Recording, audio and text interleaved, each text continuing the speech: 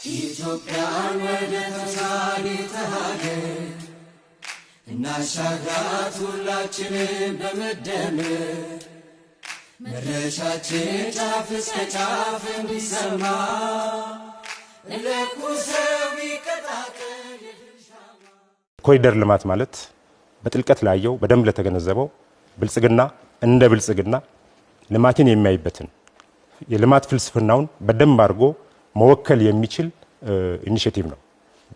የኮሪደር ልማት በውስጡ በርካታ ጉዳዮች አሉት። መሰረተ ልማት ማስፋፋት፣ ከተሞችን የነዋሪዎች ማድረግ፣ አካታች ማድረግ፣ የከተማን መሰረታዊ ችግሮች በተሻገረ እይታ በምናብ ከፍታ የመፍታት ውጥን ነው። በዚህም ደግሞ አይደለንም እኛ መላው አፍሪካ የኮራበት መላው ዓለም የመሰከረበት ኢኒሼቲቭ ነው። በኮሪደር ልማት የምናነሳቸውን ዜጎች እውነቱን ለመናገር እንደተለመደው አሁን ላይ ቋንቋም ተቀይሯል። እነዚህ ሰዎች የልማት ተነሽም አይደለም የሚባሉት፣ በትክክለኛው አገላለጽ የልማት ተጠቃሚዎች ናቸው።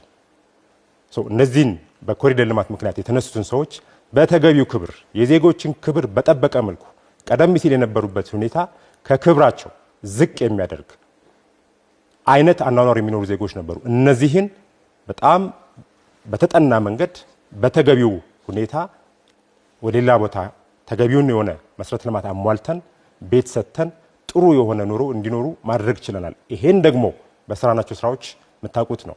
ገላንጉራ ላይ ብንሄድ የፈጠርነው መንደር እጅግ በጣም የሚያስደምም ዜጎች የሚኮሩበት ማህበራዊ መስተጋብራቸው እንዳይቀጥልና የነበራቸው የገቢ ምንጭ እንዳይቀጥል አድርጋችኋል ነው ጥያቄ።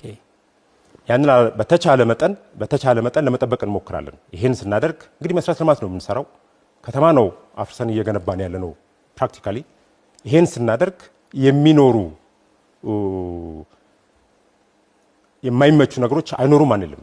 ግን እንደ ብልጽግና አካሄዳችን በጣም ግልጽ ነው፣ መርሃችን በጣም ግልጽ ነው። ኢትዮጵያን ወደ ተሳሊተ ሀገር እናሻግራት ሁላችንም በመደመር መድረሻችን ጫፍ እስከ ጫፍ እንዲሰማ ለኩሰው ይቀጣቀል